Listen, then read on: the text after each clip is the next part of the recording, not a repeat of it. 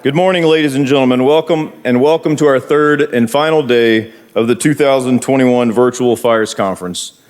Though we won't be able to entertain all of them, we continue to welcome your questions both online and here in the auditorium.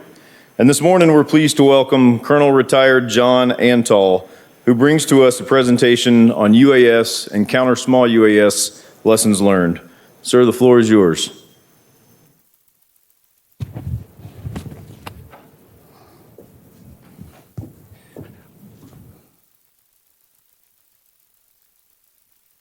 Good morning. This briefing contains full motion video of actual combat footage from the Second Nagorno-Karabakh War, which happened in 2020. It's unclassified. Everything that I've made in this briefing, everything that I put together in this briefing, I put together from open sources. I'm not a part of any organization or any military or governmental agency. I did this on my own, and I provide this to you because I care about you and our Army. And there's a couple of things. We've had a bad week. Things are going to get even worse in the future. The clocks are striking 13 all around the world, and our enemies are on the march. And you need to start thinking about how we are going to get ready for the next fight, and that's what this is about. Now, my purpose is shown here, primarily to start an intellectual dialogue. This isn't just a briefing, this is to spur and impel a dialogue so you start thinking about these issues. Key tasks: I want you to comprehend the deadly impact of how the Azerbaijanis use these systems, and then I want you to act to do something about it. And some of you might say, well, I'm only a captain, I can't do anything about it. And that's not true. You can do many things about it. What are your tactics? What are your techniques? What are your procedures? How could you impact those? How can your leadership get your troops ready for this? Because this is the future of warfare. End state, that we learn how to improvise, overcome, and adapt to this fight. And it's a precision fires fight, and you need to know about it.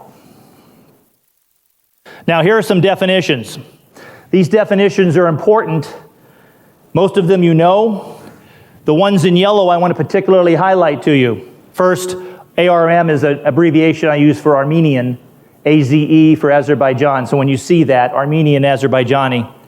And then HITL, HOTL, and HOOTL. These are DoD definitions, DoD acronyms. Human in the loop, human on the loop, human out of the loop.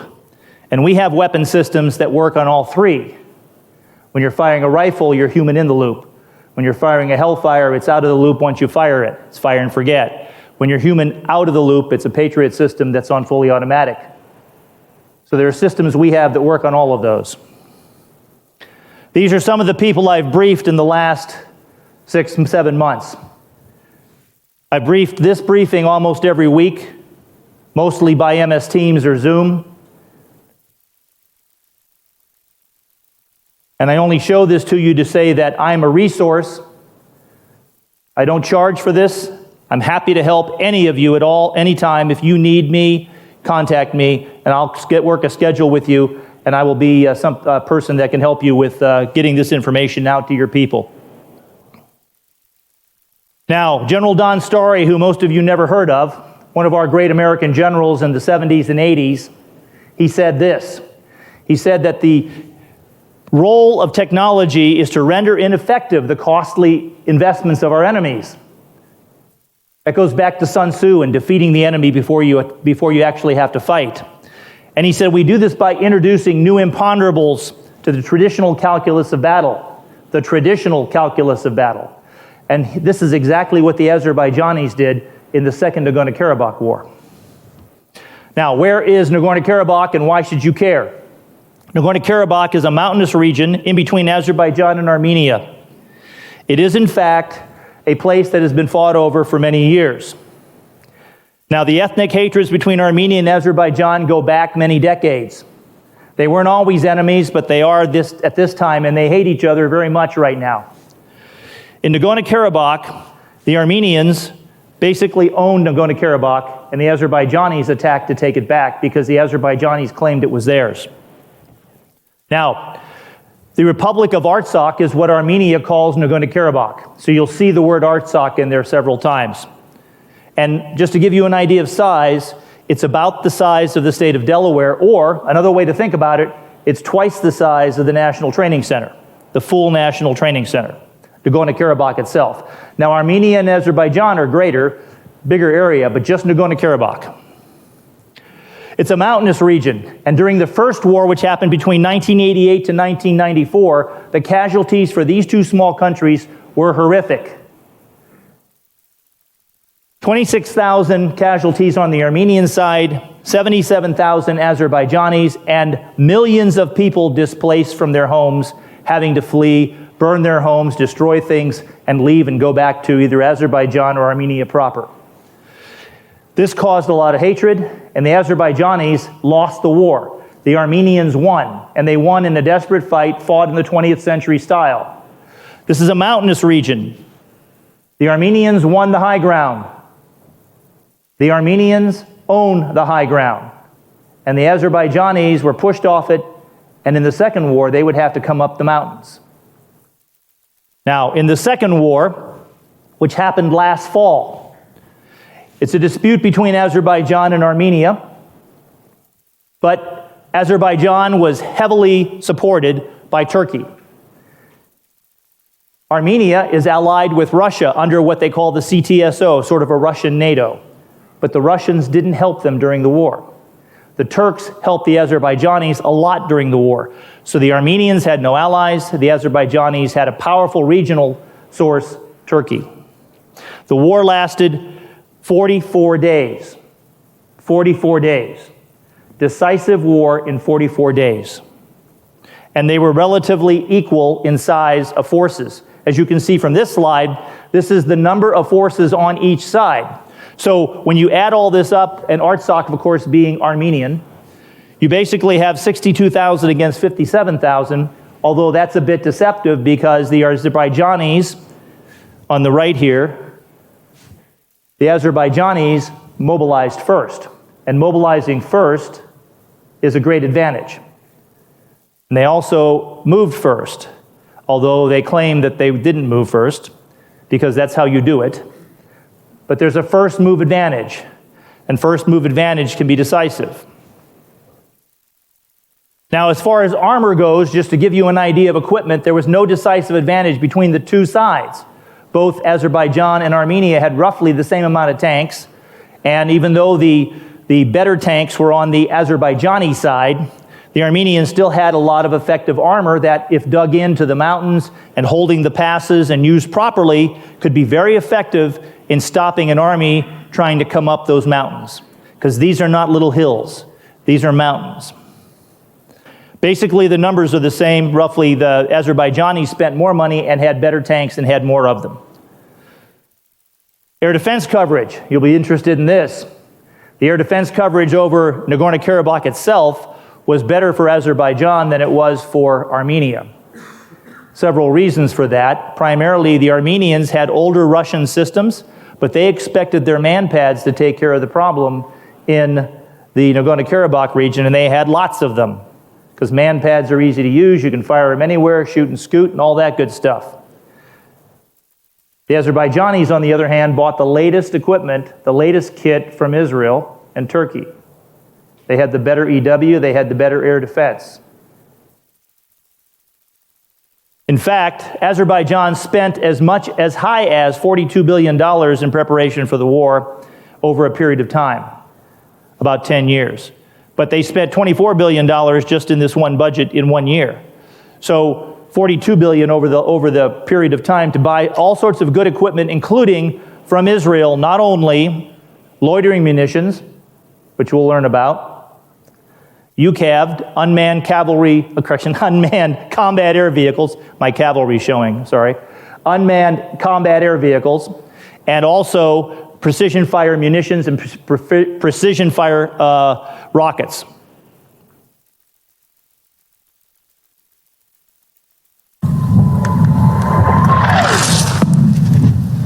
New new clashes between Armenia and Azerbaijan over the breakaway region of Nagorno-Karabakh. This video, released by the Armenian military, purports to show an attack on Azerbaijani tanks, but Azerbaijan denied any had been destroyed, while releasing footage of its own firepower. Each side is blaming the other for the flare-up and warning of the threat of a larger war. It is no secret that the first fire, including artillery fire, was opened by Armenia, and the first to die were Azerbaijani servicemen. Azerbaijan gave a decent response to the enemy, and the enemy could not move an inch. The outbreak of a large-scale war in the South Caucasus could have the most unpredictable consequences. It could go out of the region's borders and take wider volumes and threaten international security and stability. These two former Soviet states went to war in the early 1990s over Nagorno-Karabakh. The region sits in majority Muslim Azerbaijan, but its ethnic Armenian population of Christians rejected rule from the capital, Baku. A ceasefire was agreed in 1994, though never a peace deal. Violence flared again 4 years ago, and in July, but Sunday's clashes could end up being the most dangerous since the war. And for the first time, Azerbaijan has recaptured significant territory and even some villages. And that's going to prompt or is going to compel Armenia to respond militarily. So we're on an escalatory ladder for an foreseeable future. And how high up the ladder the sides get is going to depend on how high the emotions run in both Azerbaijan and Armenia. And then whether or not Russia and Turkey, and maybe the international mediators, which I used to be one of the OSCE's Minsk group, are able to get the parties to calm down and get back to the negotiating table. Civilians paying the price for what Armenians say was Azerbaijani shelling on the main city in Nagorno-Karabakh. A new conflict could also impact global oil and gas supplies that flow through this region. The international community is calling for calm, but Armenia and Azerbaijan have imposed martial law in a sign of growing crisis. Deborah Haynes, Sky News. Now, this was taken a few days after the war started. It shows some interesting things. One, it shows you that those two S-19s are some of the best Russian SP artillery that they export. Azerbaijan had them. This is Azerbaijani. Whenever you see that flag up in the left, that's Azerbaijani MOD footage. And that's what Sky News was using here. The other thing it showed you was strikes from the drones, 2 or 3 days after they'd happened. The Azerbaijanis used that full motion video to put out almost 24 hours after each strike to demoralize the enemy and win the information war. When's the last time you inputted to an information war piece? Think about that. The Azerbaijanis were pretty sophisticated in their whole effort. Okay. Now, their plan, the Azerbaijani plan, was really very smart. They basically held them in the north eastern areas with 2 corps, the 3rd Corps and the 1st Corps, and the 2nd Corps came down through the south. And when they tried to do a quick assault, because they'd had victory after victory with armor, and the Armenians blunted that victory because they held all the passes, then they switched to an infiltration attack to take the town of Shusha. I have an entire other briefing on the Battle of Shusha, and that is the decisive fight of this war. And that war was won primarily with special forces fighting house to house and using handheld anti-tank guided missiles against some Armenian tanks. And they beat the Armenians in Shusha, and that won the war toward the end of November, the beginning of November, 8th and 10th of November. The bottom line is that this whole fight, where the Armenians had to come up the high ground, they went down the low ground, and they came up through the Lachin corridor. Terrain still matters. Because of these hills, there's only so many ways to get into the ground. There's only a couple of road networks to get in there. The Lachin corridor was one of them, and the Armenians knew that, so they defended it. When the Azerbaijanis decided to switch to an infiltration attack, they went around it, got into Shusha, took Shusha, which overlooks all of the other cities in the region, overlooks the capital Stepanakert, and from there it's a 4-kilometer straight line shot with artillery to take Stepanakert and fire on Stepanakert. So if you own Shusha, you win the war.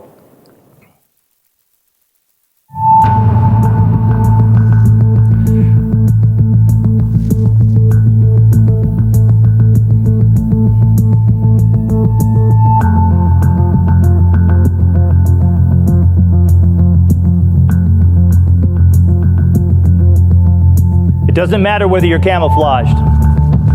The thermals see through it.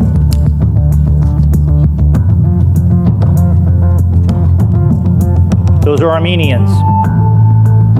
This is a Kinsi Turkish drone. The biggest one they have. It was not used in the war, but now the Azerbaijanis have it, and the Turks are selling them to everyone. Turkey has accumulated a large amount of experience and infrastructure to integrate, design, and manufacture such advanced drones. So I would say somewhere in between, China and United States. Multiple rocket launcher. Hiding in the forest. Armed drones, electronic war systems, has helped Turkey to carry out a more hard power oriented foreign and security policy. Because what it did is it essentially allowed Turkey to rely on its technological edge.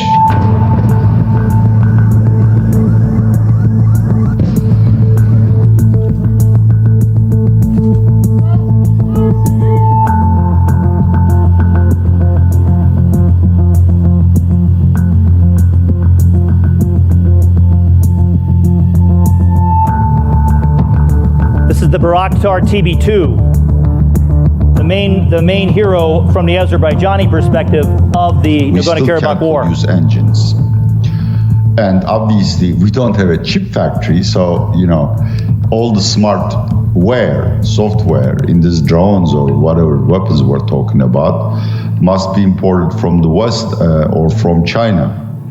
Now, because of the success of their drones, Turkey's overcome both of those issues. Ukraine makes their engines, and they're able to get chips from other sources.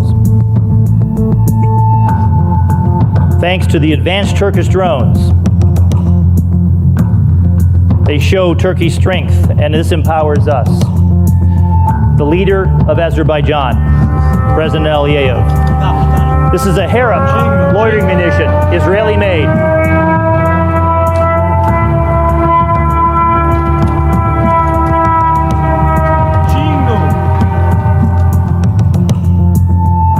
The Azerbaijanis started using them in 2016, and they learned how to perfect the effort by 2020. The Armenians had drones, but they were only ISR. Sound familiar?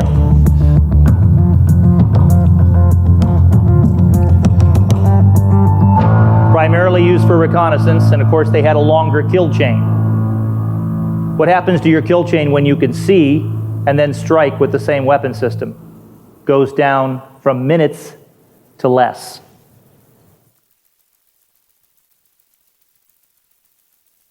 Two of the weapons that Turkey is selling right now, the TB2 on the left was used in the war and was very successful. It has 4 hard points. It can fire the MAM-L missile, which you'll see a video of later.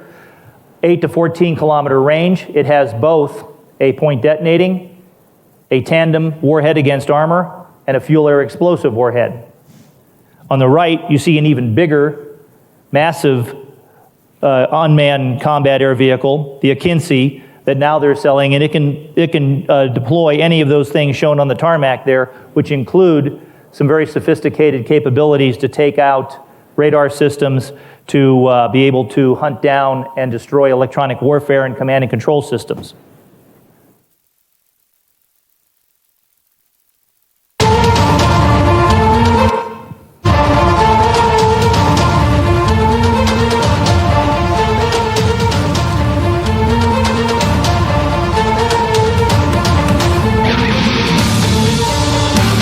Point detonating.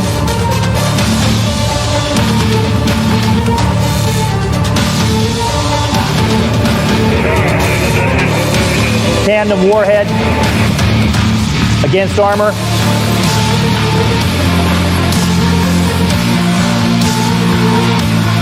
.14-kilometer range. Fuel-air explosive.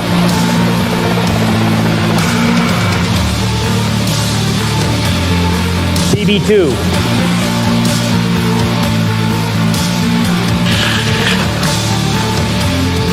Extending long-range precision fires. Made by Turkey and sold to the world.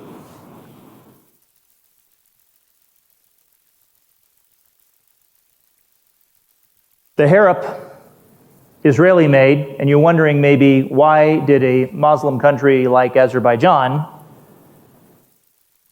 buy weapons from Israel? First of all, if you're Israel and Iran is one of your major enemies, and Azerbaijan is on the border of Iran, and the Azerbaijanis have many Azerbaijani ethnic friends and relatives in Iran who would like to become part of Azerbaijan. So there's tension between Azerbaijan and Iran. In fact, during the war, the Iranians put their army on the border because they weren't sure of what the Azerbaijanis were going to do. So if you can, as Israel, get one of your friends on the enemy's get a country on the enemy's border to be your friend, that's a good thing. Plus, the Israelis sell the best loitering munition systems on Earth. They're combat tested, and they're out there now. We have a lot of systems that we have in prototype, and we have a lot of great systems we could buy, but we haven't. The Harop is an unbelievable system. It's been around since the late 90s, but it came of age during this war. Now imagine a loitering munition that you can put as human on the loop or human out of the loop, where you put it flying over a strike zone for 6 hours, and then if it doesn't see its targeting parameters and strike, it returns and lands and you reuse it. That's the system that the Azerbaijanis have.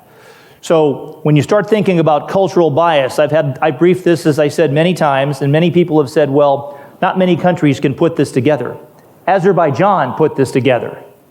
Do you even know where Azerbaijan is other than what I just showed you on the map? They put this together. There are people out there that are studying war and are doing this right. And they won a battle and won a war in 44 days, and it was decisive. The Harop was a great leveraging device for them. It took out that artillery piece you see there in this picture.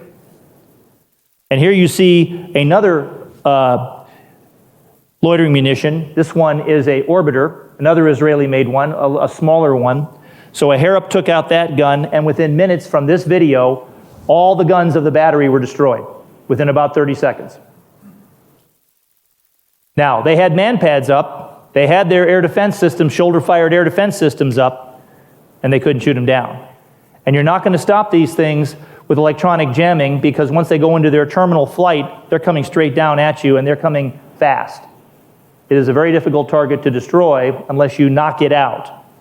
Kinetic knock it out. And if you try to put a microwave beam on this and burn it out, if you can track it long enough, you won't have enough time.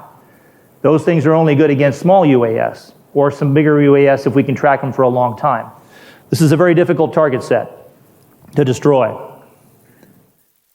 There's the orbiter shown here on the left. And it's a shorter range weapon, but it has enough payload to be able to do some damage. So with 2 kilograms of explosive, it can do a lot, particularly against trucks, troops, CP tents, command post facilities, EW. On the right, you see the Rotem, which was also sold by the Israelis to the Azerbaijanis. And this is a small UAS that can carry a weapon and can drop a bomb, and they use these as well. And it's a long endurance small UAS. Now the Harop is fired from a launcher like this.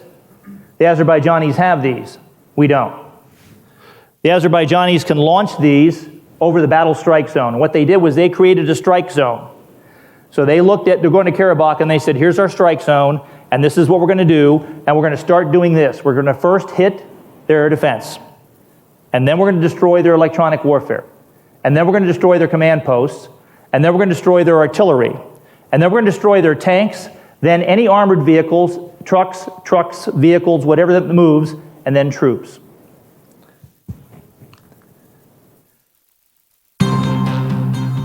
Turkish drones are redefining the rules of engagement on battlefields across the world.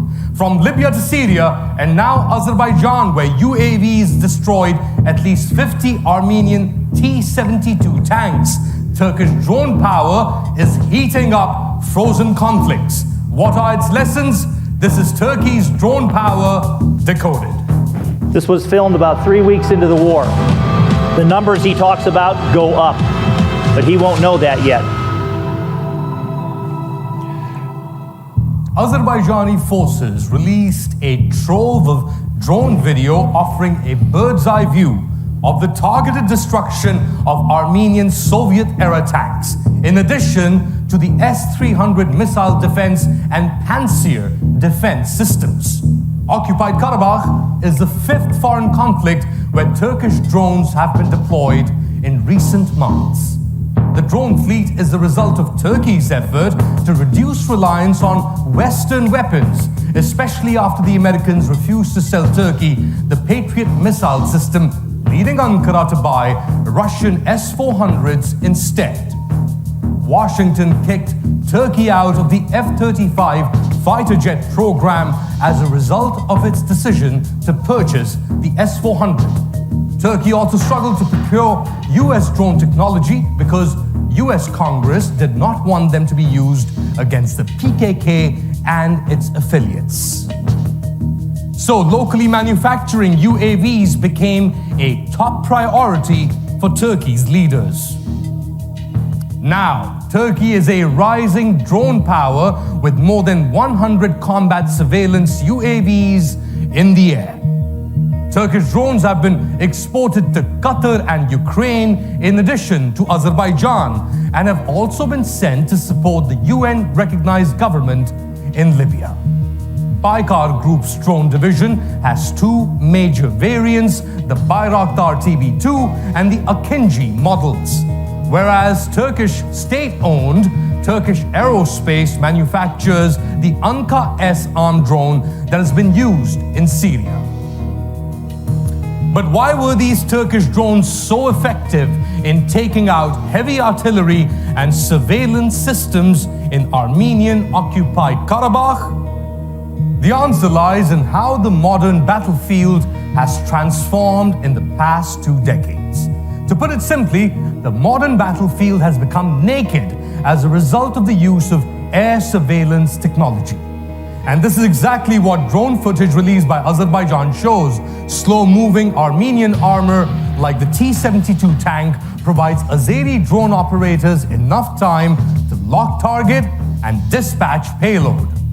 Basically, movements on the ground leave a telltale map of electronic and other signatures drone operators are able to analyze. Turkish drones have infrared and thermal imaging cameras, making concealment nearly impossible day or night. So camouflage becomes a limited option for Armenian separatist forces on the ground, and even the best hiding spots can often be given away by personnel leaving posts. Even if they successfully hide, Armenian tanks have struggled to avoid detection because their tracks can be quickly followed by drones to the hiding spot. Turkish drones have taken out Russian Panzer systems in Libya and Syria, and now Russian T-72 tanks in occupied Karabakh. The success shows you don't necessarily need expensive, heavy weapons to tilt battlefield odds in your favor. What it also shows is that heavy formations on the ground must likely disperse to avoid being detected by UAVs.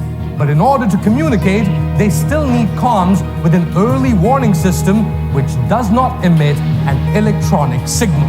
Tell me what you think. Reach out to me on Twitter at Ali_Mustafa.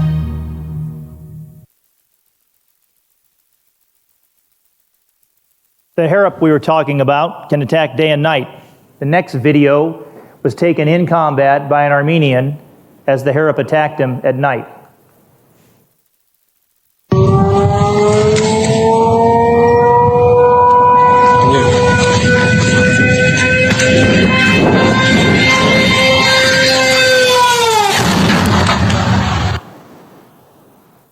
It sounds like a Stuka dive bomber from World War II, which is pretty ironic that the Israelis made it. But the point is, it can attack day and night. So the Azerbaijanis were able to identify the enemy on a transparent battlefield, attack them day and night after they destroyed the Armenian air defense systems. And when they did that, this is the result. Now, the Harop is shown in the top left in an illustration by Israeli Aircraft Industries. The missile firing platform I showed you already is in the center left. Bottom left is the control system that is used, that has to have direct line of sight or is relayed by other UAS flying high in the sky or by satellite. The Azerbaijanis now have a TBS-2, which has satellite capability. The Azerbaijanis. So now they can extend the range of their TB2s to the range of their satellite communications, which means they could be almost anywhere. Armenian command post, much like many of our command posts, and our command posts, of course, are very well defended by air defense. At least 5 or 2 or 6 or 7 or 8 man pads are out there all the time, and we've got tents to protect ourselves. Unfortunately, they don't work very well. Big electronic signature. The Harops can see the electromagnetic signature of different areas. So anyone that's on the radio will suddenly look like a flare in the dark. A command post looks like a searchlight, multiple searchlights in the dark. So our command post structure needs to be rethought.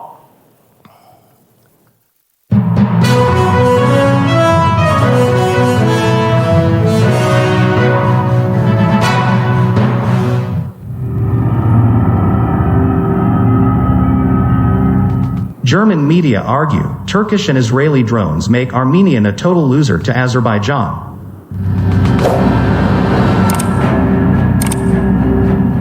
Analysts have drawn attention to the effectiveness of unmanned aerial vehicles, UAV, in the field, particularly drone swarms used against air defense systems and battle tanks as seen in Syria, Libya and Azerbaijan recently, in a German media report published on Friday.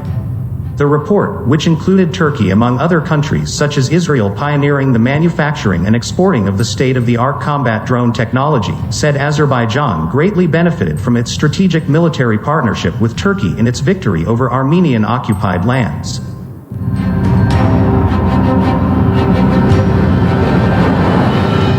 The report, published on the German website Tagesschau titled Drones in Action, 7 Seconds to Run Away, reiterated that the use of combat drones is changing modern military warfare. The report highlighted the fact that the Armenian forces in the occupied Nagorno-Karabakh region who relied on tanks, artillery and missiles were easy targets, with footage released by the Azerbaijani Ministry of Defense backing up the claim. Several analysts used drone footage to document the Armenian losses, tallying at least 185 battle tanks. 7 seconds to run away. The coordinated usage of drones against tanks and air defense systems via electronic networks is effective as the UAVs can be equipped with smart ammunition and other military equipment. This was the case in Syria when Turkey retaliated against regime attacks on its army positions.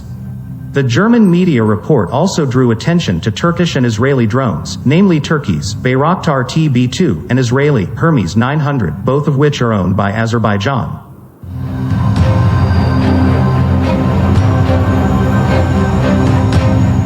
The report said the drones scout out enemy positions, which are then attacked with rockets and artillery shells.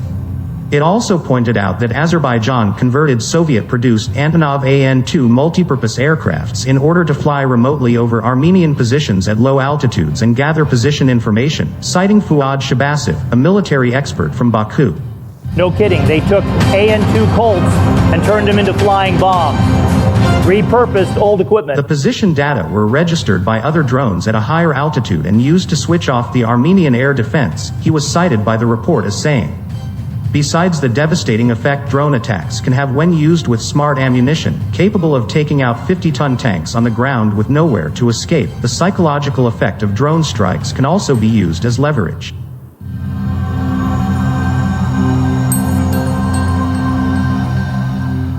The Armenian armed forces with their outdated anti-aircraft systems were not able to recognize and shoot down the Bayraktar TB2 and the kamikaze drones. Marcus Reisner, head of the development department at the Theresian Military Academy of the Austrian Armed Forces, told Tagesschau. The Azerbaijani army possesses Israeli-made kamikaze drones. Another military expert, Gustav Gressel from the European Council on Foreign Relations, said in an interview with the German website that the Azerbaijani armed forces had cut off the Armenians' reserves from the battlefield, while they were able to keep their losses low even without direct contact with the enemy, delivering a psychological defeat to the Armenian side. Camouflage doesn't matter. Now, in this video, you saw a couple of interesting things. Camouflaged vehicles were still found. The enemy here, two different sides, Azerbaijan and Armenia, when they were fighting, when they started the fight, Armenia's air defense was up and ready to go. Azerbaijan repurposed up to 60 AN-2 Colts. They purchased 60 AN-2 Colts biplanes from Russia.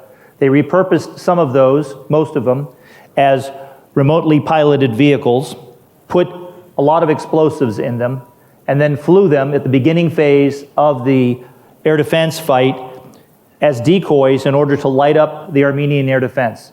With that propeller flying at medium altitude, it looked like a lot of airplanes were flying.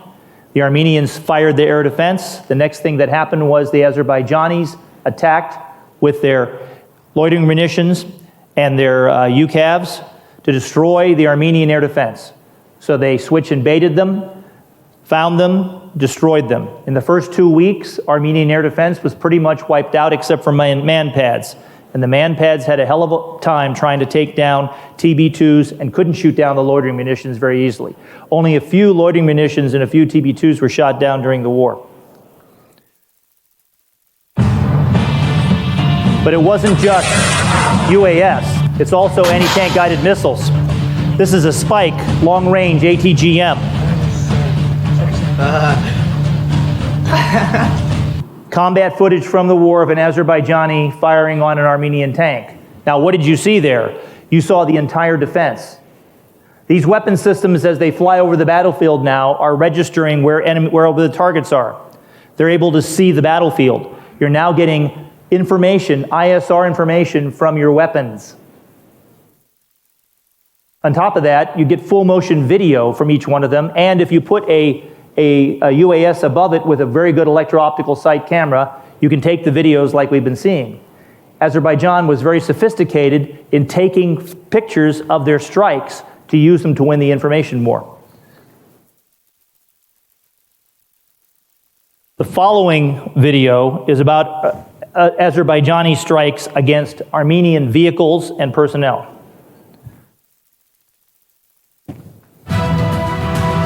Again, an Azerbaijani Ministry of Defense video.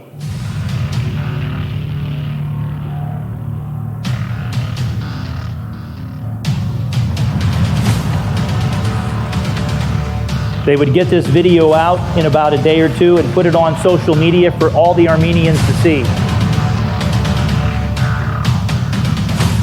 Camouflaged. Dug in.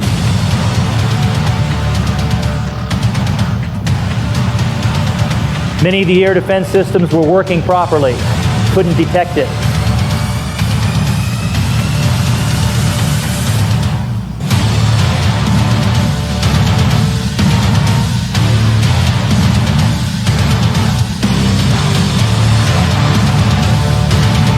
Air defense system.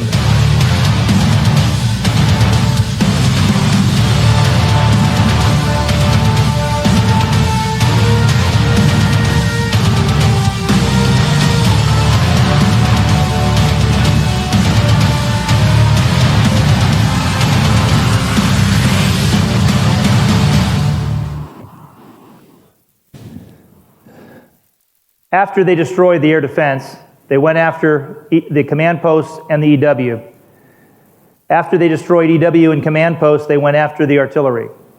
After they destroyed the artillery, they went after the tanks, then the armored vehicles, then the trucks, and now the personnel.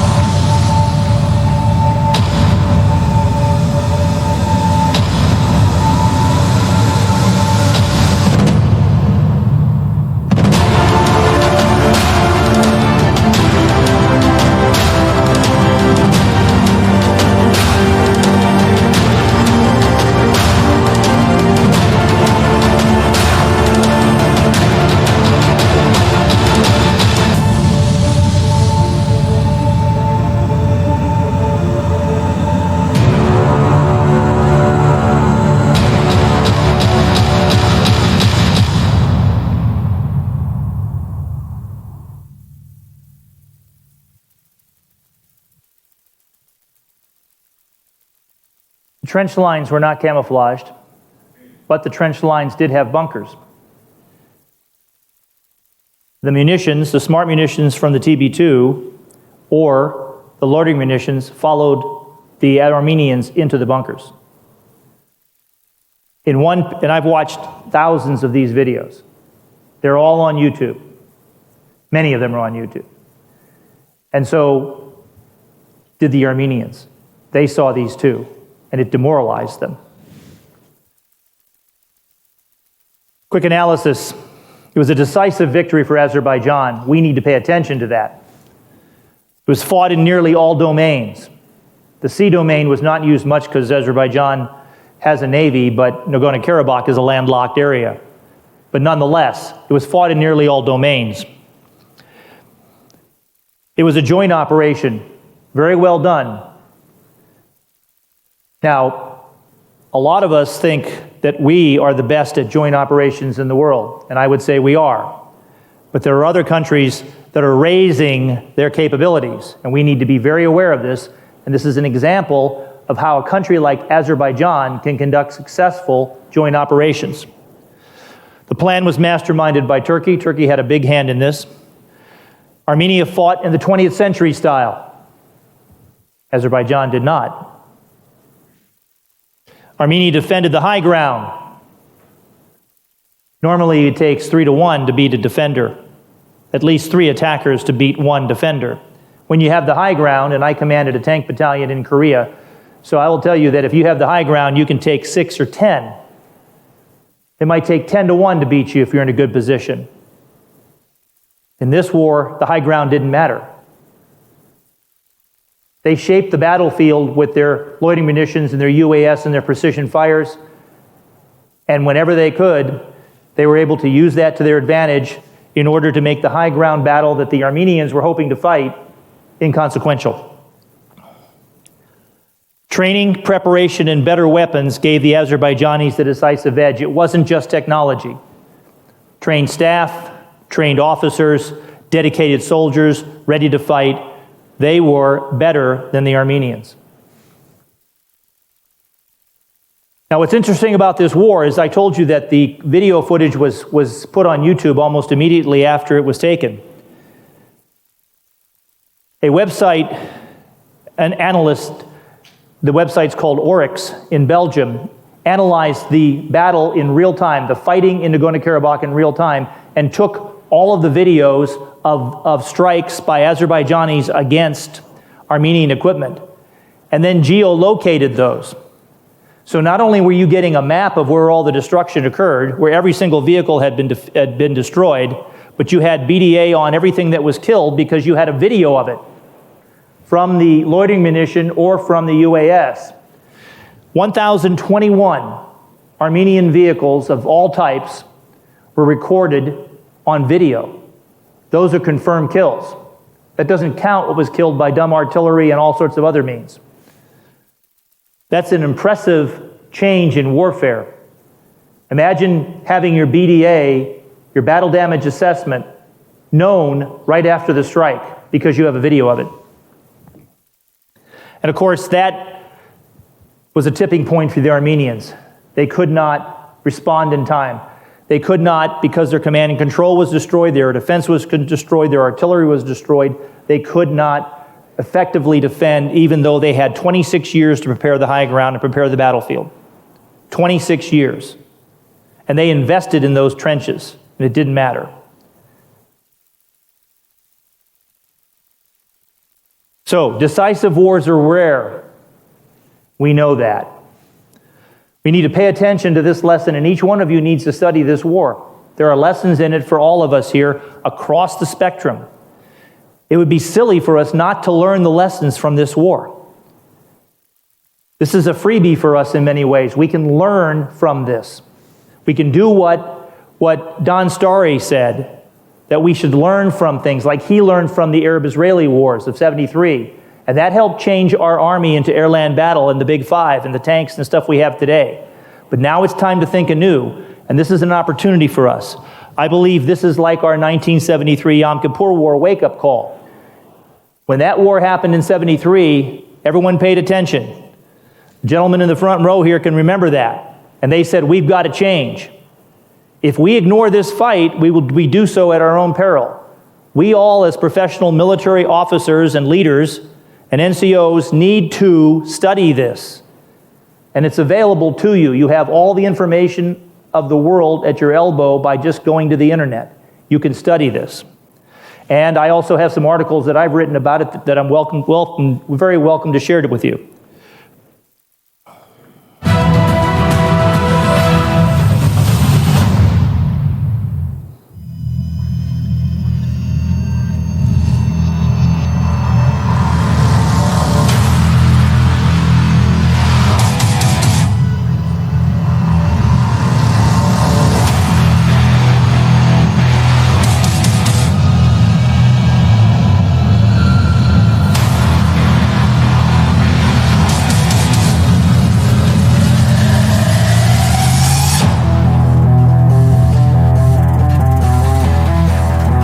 Towed artillery, how will it survive?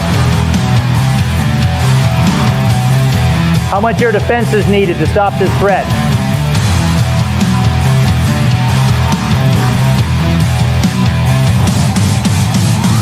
How will we hide on this battle space?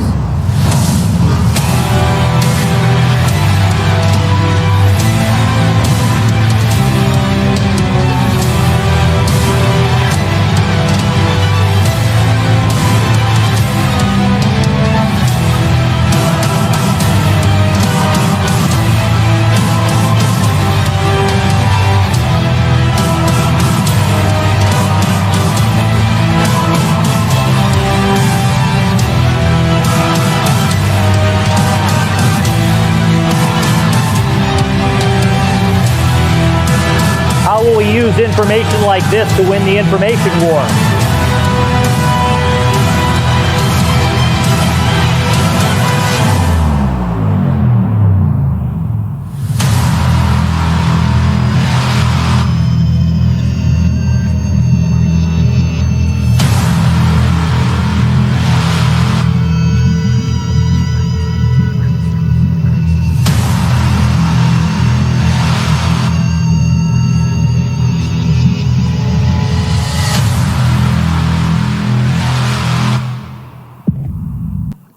How will you command and control? How will you do mission command in a transparent battle space? Now, the war ended in a decisive victory, as I said, for Azerbaijan, but most importantly, this was the first war that was shaped and primarily won by robotic systems. We need to pay attention to that. If you didn't know that, why? We need to know that. We need to know this and we need to study it. Now, General Patton said this: courage is useless in the face of educated bullets. These bullets for the Armenians were brilliant. They were brave, but that didn't matter. This is dead Armenians on the road to Stepanakert, taken by the Russians, picture taken by the Russians. After the Battle of Shusha, the slaughter occurred. One of the Armenians said this: there was nowhere to hide and no way to fight back.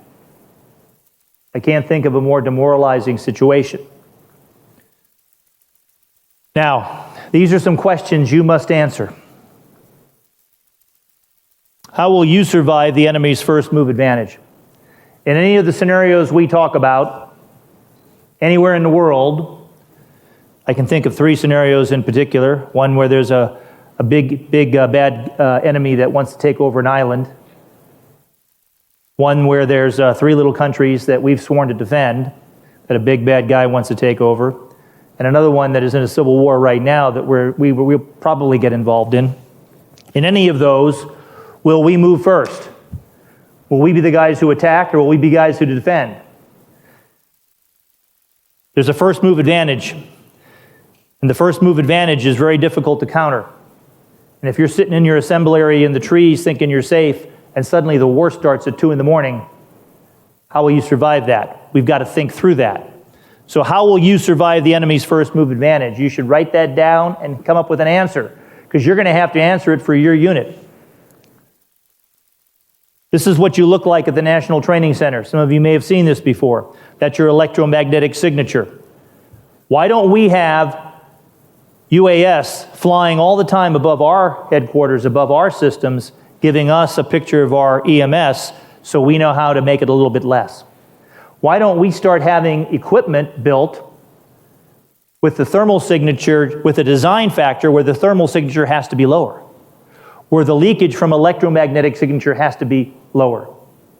Why don't we use fiber optic cable between vehicles instead of using radios and stuff when we could diminish that? How would we go to electromagnetic signature silence in any of our units? Could we even know if we did it? How are you going to hide on this battlefield? The battle space is transparent. Satellites, and the Azerbaijanis had 2. They call them Azersky, plus they were able to use Turkish satellites, plus they were able to rent space on satellites that were commercial. So any country can do this if they have the money. That's just satellites. UAS also give you that. Aircraft give you that. A balloon with the right electro-optical cameras and systems could give you that. So if the battle space is now becoming transparent, in other words, you can't hide, and there is no safe area farther back, how far back do you need to be? Montana, in order not to be hit? So who's guarding the logistics lines, and who's guarding the command post? And how are we going to defend against that? We need to be able to mask. How do we mask our forces across this in all domains? How do we learn to mask? And masking isn't even a concept we understand. We don't even have it in our military lexicon. It's not a principle of war. I think it should be. Masking is the ability to both passive and active measures to be hard to target. We need to think through it. How do we mask our forces? Artillery being destroyed. Picture over here is a D-20 howitzer. If drones and long-range precision fires are a decisive enabler, what systems do we require, and what training and TTP do you implement now? This is where you can have an impact. Start thinking about this amongst each other. War game this yourselves. You could have a thought experiment where one guy plays red, one guy plays blue, and you could get a map, and you could say, this is what I would do, what would you do? Figure out how your tactics, techniques, and procedures might change, and how you might be able to keep your guys alive. How dispersed do you need to be? What's a common dispersion in a towed artillery battery when they're getting ready to fire? Does that need to be doubled? Does it need to be tripled? Could it even work if we put them out 10 times as far? Because if you don't disperse, it's going to be easier to kill you. As you saw in some of the videos, they were able to take out entire batteries in 30 seconds. Now, We have a couple of things we're working on to stop the enemy. This is one that just came out. The Coyote Block 3, which is an interesting thing. It will fly out to the middle of a drone swarm, could even fly out to things like the Harap, and then cut them off with a jamming signal. But we don't have any of these deployed yet. So how do we stop the arrow and kill the archer across the depth of the battle space? This is the metaphor that people use. They say, don't worry about this, we'll kill the archer. You know, the archer being the control system. Well, unless you're going to attack Siberia in some cases, where the control system could be, or knock out their satellites, which could tip a nuclear war, what are you going to do? How do you stop the arrow? In other words, how do you knock out the UAS and the long-range precision fires or the sensors that are seeing you? And how do you kill the archer? Those are very important questions. And where in our warfighting are we thinking this? Where in any of the warfighters that we've been at lately, gentlemen, that show us stopping the arrow, which is a tactical thing, or killing the archer, which could be an operational or strategic issue? This is what our command posts look like. How many of you have ever worked in a command post that's been in a tent? Right. Tents are good. I like tents. They keep the sun away from you, but they don't keep the enemy away from you or the UAS. So how are we going to execute missions when UCAVs and loitering munitions are hunting our command posts and C2 nodes? How much air defense do we have to put to defend them if we have these chateau-like setups? In World War I, they used to complain about the chateau generals who sat behind the lines. I know many of you have read about this. I can see it in your eyes. The point is that imagine we have these big command posts. A core command post is huge. I used to be a G3 of a corps. Core command posts are big. They take a lot of time to set up. Division command posts take a lot of time to set up. All of these things we need to figure out how to defend and protect. Now, there are no silver bullets. No one system wins wars. Expertly led, multi-domain joint forces can be decisive. What you're doing is important. You have to be excellent at your skill and your craft. But we now have to think ahead. And we need to use this war as our means to do so. Because the methods of war are changing. So I believe this is our wake-up call. And now I'm open to your questions before they hook me off the stage. So we do have one question from online. Only one, okay. You got about 2 minutes to answer it. I do, I can answer it. Oblige us.